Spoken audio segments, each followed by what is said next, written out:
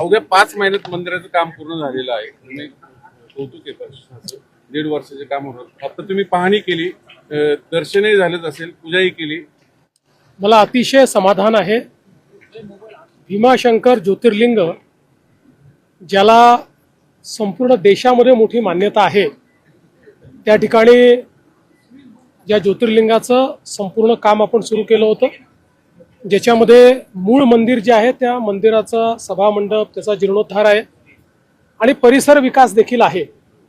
आणि अतिशय वेगाने प्रशासनाने या ठिकाणी काम केलंय.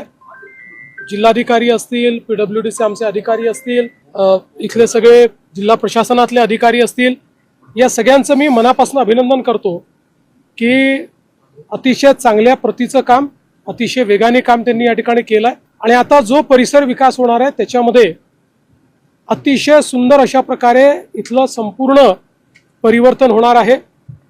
मागच्या काळामध्ये इथला जो काही आराखडा आहे तो आराखडा आपण मंजूर केला. वळसे पाटील साहेब, बाबाजी, सगळे आमचे उपमुख्यमंत्री, सगळे लोक आम्ही होतो. आणि या आराखड्यामध्ये सगळ्यात महत्त्वाचं की इथल्या गावातल्या लोकांनी जे सहकार्य दाखवलं आहे ते सगळ्यात महत्त्वाचं आहे.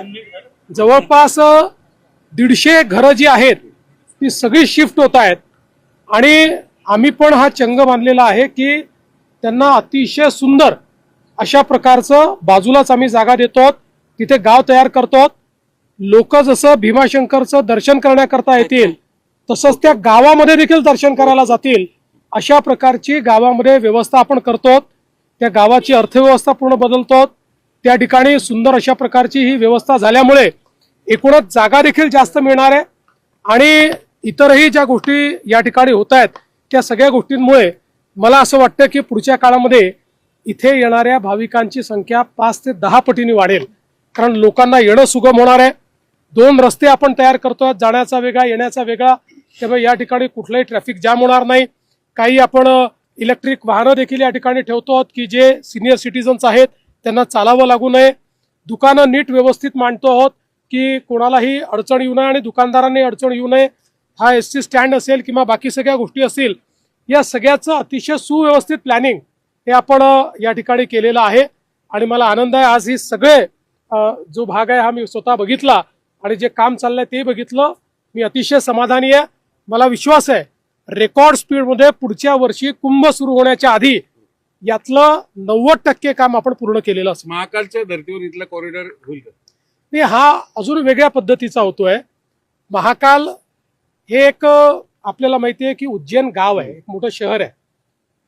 हे अशी जागा आहे की ज्या ठिकाणी वाईल्ड लाईफ आहे, ज्या ठिकाणी प्रोटेक्टेड फॉरेस्ट आहे, ज्या ठिकाणी बायोडायव्हर्सिटी आहे. त्यामुळे कुठेही त्याला धक्का न लागता किंबहुना बायोडायव्हर्सिटी वाढवता कशी येईल, फॉरेस्टला अधिक आपल्याला चालना कशी देता येईल असा विचार करून इथला कॉरिडॉर तयार होतोय. त्यामुळे हा नैसर्गिक कॉरिडॉर असेल, हा सुंदर कॉरिडॉर असेल. लोकांना अतिशय नैसर्गिक, म्हणजे जे आपण म्हणतो की शिवशंकर कुठे असतात तर ते अशा ठिकाणी असतात की जिथे फक्त प्रसन्न वातावरण असतं, जिथे निसर्ग असतो, असा निसर्ग हा इथे पाहायला मिळतो. 2 दिवसामध्ये 2 दिवसात पावले साहेब दिसले, ते मुख्यमंत्री झाले. आज तुम्ही इथं आलेत मुख्यमंत्री म्हणून, PM होण्याचे ऑब्व्हियसली. मला आज एवढंच हवं आहे की अल निनोचं वर्ष आहे, त्यामुळे भीमाशंकराचा आशीर्वाद मिळावा आणि पाण्याचं डेफिसिट कमी व्हावं, एवढीच भीमाशंकराला आज प्रार्थना आहे. 2 दिवसामध्ये दर्शनवार चालू होते. 5 महिन्यांपासून दर्शन बंद आहे. कामं मोठ्या प्रमाणात शिल्लक आहेत. दर्शन म्हणजे व्यवस्थित होईल भाविकांचं? निश्चित व्यवस्थित होईल. खरं म्हणजे आजपर्यंत इतक्या वेगानं काम झालेलं एकही तीर्थक्षेत्र आपल्याला पाहायला मिळणार नाही. ज्या वेगाने काम झालं, अर्थात पॅरलली आता मिनिमम कामं करून दर्शन सुरू करू, पण दर्शन फार काळ बंद ठेवता येत नाही. आणि सोबत म्हणजे जी कामं दर्शन बंद ठेवूनच करायची होती ती कामं केली आहेत. आता बाकीची कामं दर्शन सुरू असताना होऊ शकतात, जी नंतरची कामं आहेत ती कामं होत राहतात. दादरमध्ये एक पांढऱ्या पट्टीवर वाद निर्माण झाला आहे, कारण जैन मुलीला जाण्यासाठी त्यांनी पांढरी पट्टी मारली होती. म्युन्सिपालिटीने पांढरी पट्टी काढून टाकली. मला काही कल्पना नाही, तुम्ही जे सांगताय. मी आता भीमाशंकरला आलोय.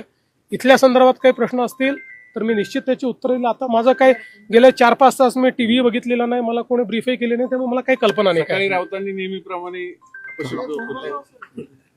बघा, आपण पुण्य ठिकाणी बसलेलो आहोत. इतकी ही अशी चांगली जागा आहे. त्यामुळे या ठिकाणी कुठलेही प्रदूषणकारी शब्द हे आपण वापरू नयेत.